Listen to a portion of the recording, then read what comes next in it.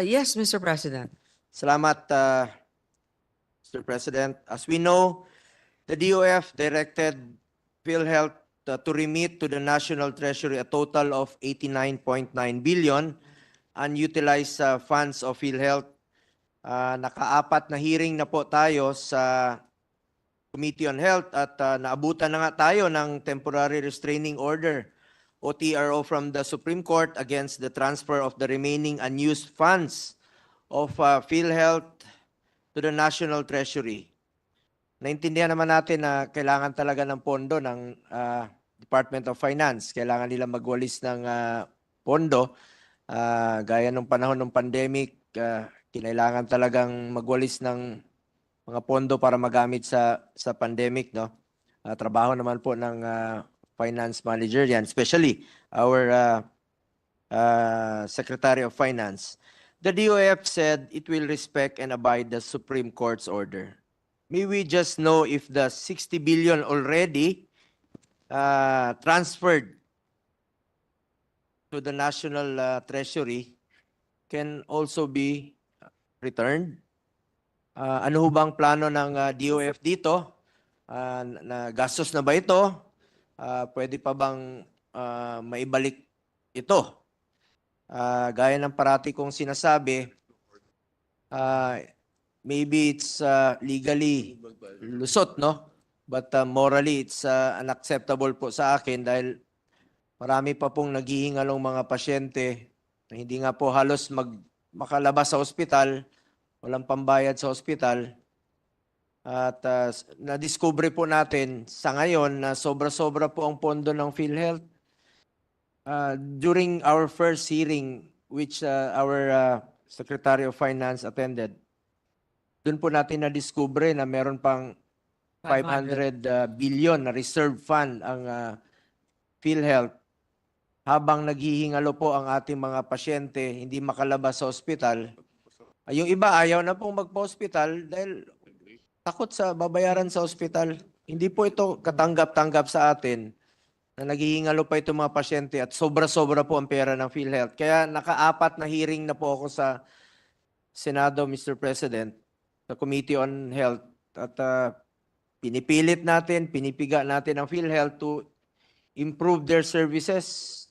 At marami tayong na-discovering polisiya ng PhilHealth tulad ng single period of confinement policy na bawal pong magpa-admit sa same na sakit within 3 months. Kalokohan naman po yun. Mapigilan ba natin magka-diarrhea, bleeding, pneumonia?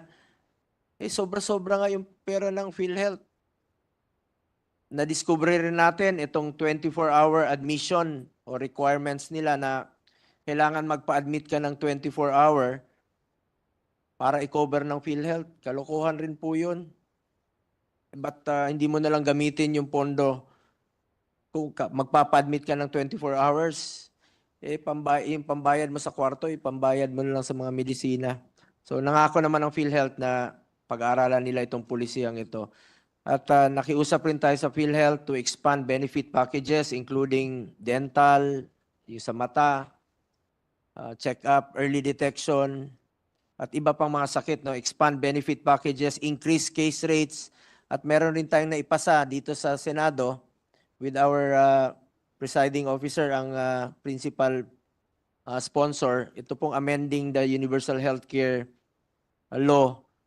Sana po ma-reduce na po ang premium contribution starting next year. Kung pumasa po ito, I'm sure dadaan rin po ito sa Department of Finance from 5% to 3.25 kung maisabatas po itong amending the Universal Healthcare Law.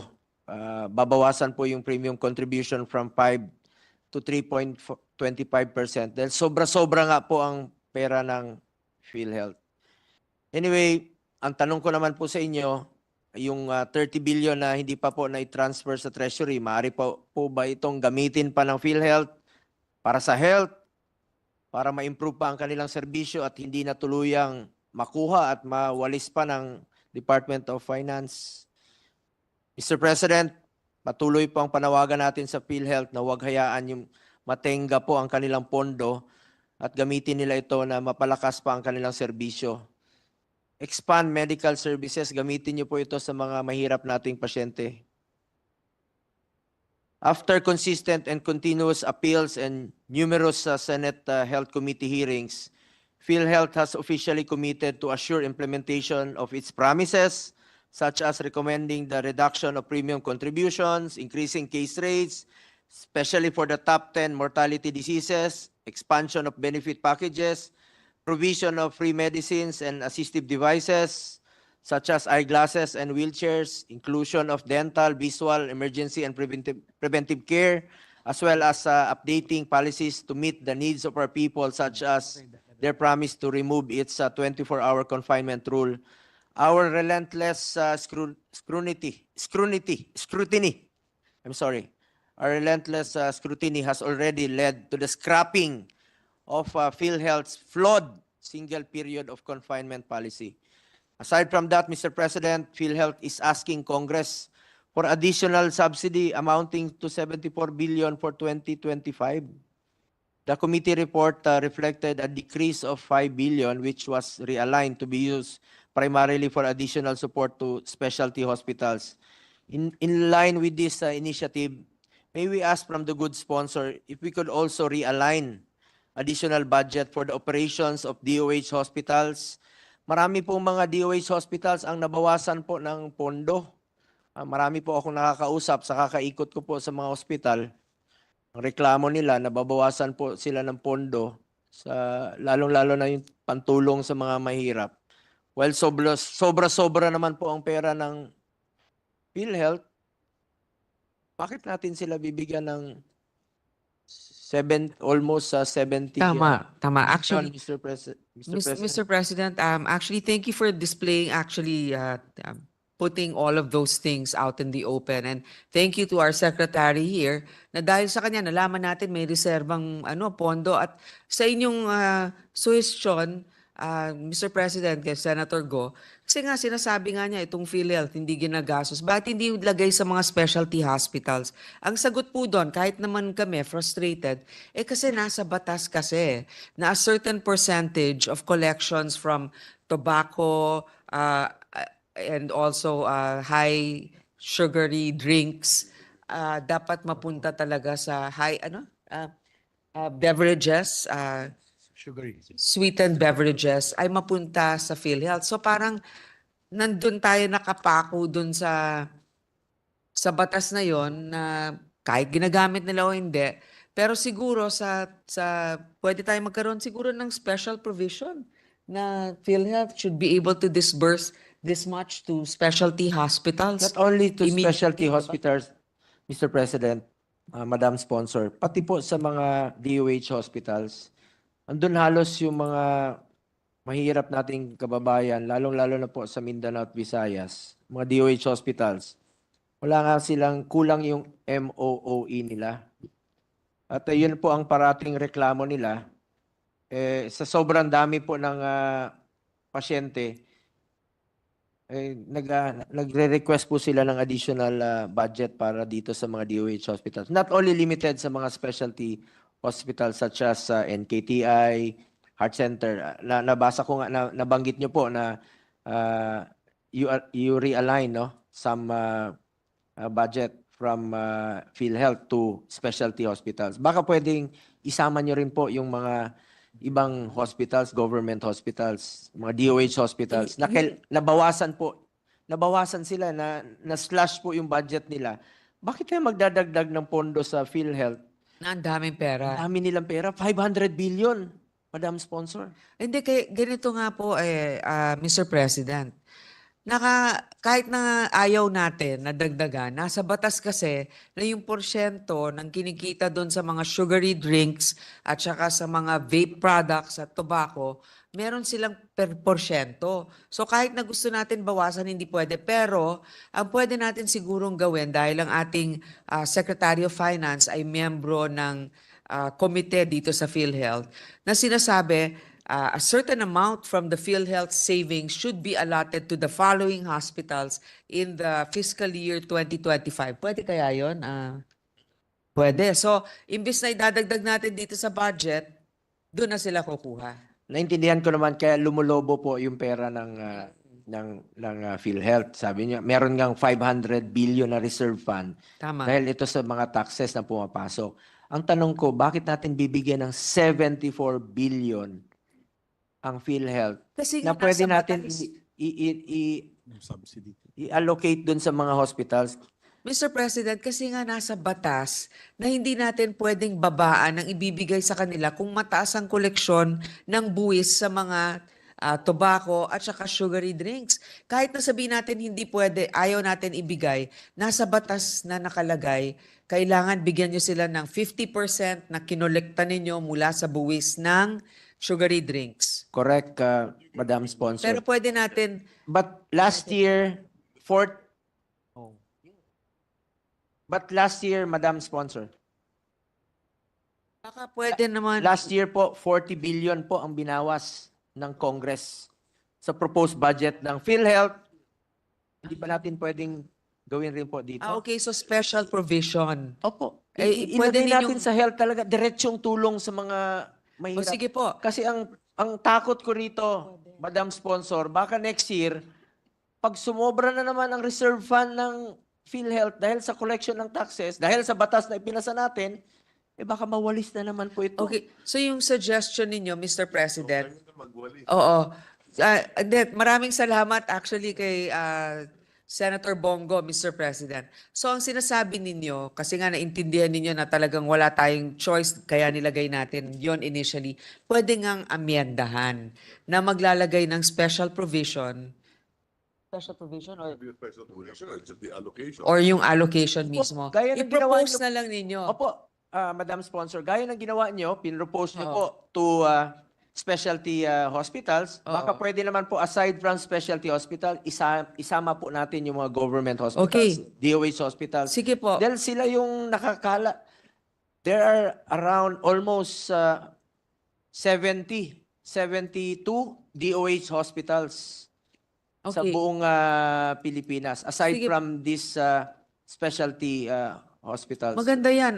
Siguro at the proper time, dun sa period of amendment, kung or isubmit na po ninyo yung Mr. President, yung inyong amendments para doon, para ma-incorporate na natin sa budget. Alam nyo, Madam Sponsor, ang guro natin yan dito full support naman po ako always sa ating Department of Finance at malaki po ang tiwala ko sa ating Secretary of Finance. Taas ang respeto ko po dyan. Ang pakiusap ko lang po, Madam Sponsor, and also sa ating Secretary of Finance, sana po itong PhilHealth talaga. PhilHealth, kaya nga po may health Gamitin po natin sa health. Habang naghihingalo yung mga pasyente, nakikita ko talaga, pumunta kayo sa mga hospital, hindi makalabas, nagmamakaawa. Bakit sila nagmamakaawa sa mga hospital billing? Tayo na didiscover natin, 500 billion reserve fund, natutulog. Nawawalis na lang po habang namamatay yung mga pasyente. If I may interject with the intelligence of Senator Bongo, being the principal sponsor of the UHC and with our our secretary Ralph Recto as the principal author,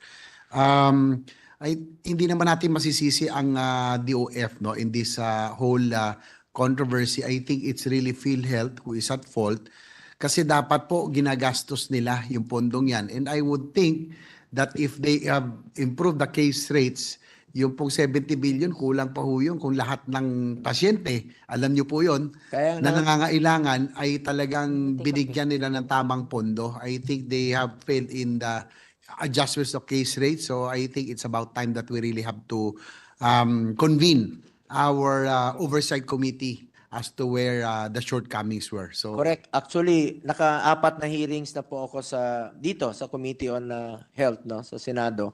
At nangako sila, expand nila yung case rates nila. 9,000 case rates.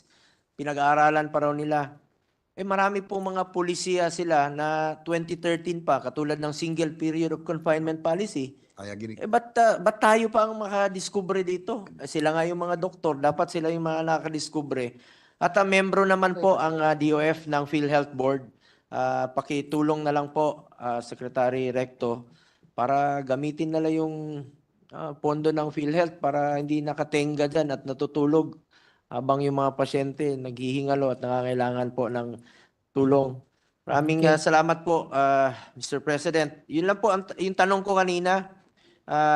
Yun bang na transfer na, mababalik pa po ba yun o nagastos na po ito at may babalik pa ba ito? At hindi kasama sa utos ng Supreme Court. Hindi kasama sa utos ng Supreme Court. So, Ano man ang kung ano man ang sasabihin ng Supreme Court, susundin naman natin. So ibig sabihin po na part na po ito na naibalik sa National Treasury at maaring nagastos na. Nagamit na actually para sa pagbayad sa mga healthcare workers nung pandemic na hindi nabayaran. So, at least kahit papaano may porsyento pa rin napunta dun sa So itong health pension. 30 billion na hindi pa na-transfer, patuloy po itong gagamitin ng PhilHealth. Yes. Yes. Since Ay, since patuloy pa rin nakatenggad sa kanila. nakatenga. Matutulog pa rin. Oo. Kaya nga, sana po, Secretary Recto, tulungan niyo po ang PhilHealth. Bilang miyembro po kayo ng PhilHealth Board, along with the Department of Health Secretary. Pakitulungan na lang po sila. And I'm sure, being the one of the authors and sponsor ng Universal Healthcare, we are very, very, very far yet sa full implementation ng Universal Healthcare habang nakatenga natutulog yung pondo ng PhilHealth dyan. Kawawa yung Pilipino. Thank you. This would enable us to progressively realize universal healthcare in the country and to ensure that all Filipinos are guaranteed equitable access to quality and affordable healthcare. That is all, Mr. President. I am confident that under the capable leadership of Secretary Ralph Recto, we will be able to manage our government resources more efficiently. Full support naman po ako sa inyo, sir. Thank you po, Mr. President. Thank you to our Chair of the Committee on Health, Senator Bongo.